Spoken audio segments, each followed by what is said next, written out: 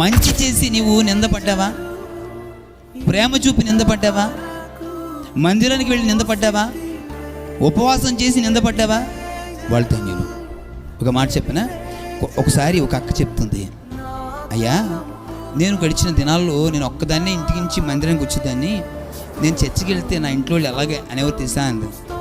చెప్పక్క అంటే, అయ్యా మీ బావగారు నన్ను చాలా అసహ్యంగా మాట్లాడేవాడు. అదేంటక్క అంటే,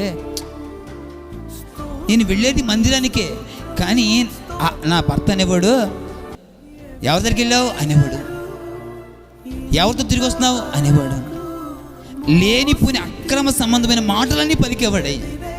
కానీ నేను నా దేవుని దగ్గర భరిస్తూ వచ్చాను.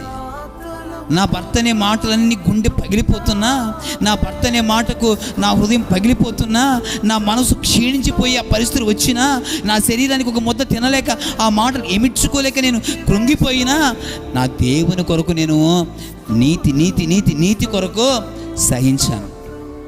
అందుకే ఈ రోజున భార్యాభర్తలు ముందుగా వచ్చి మందిలో కూర్చుంటున్నామయ్యా.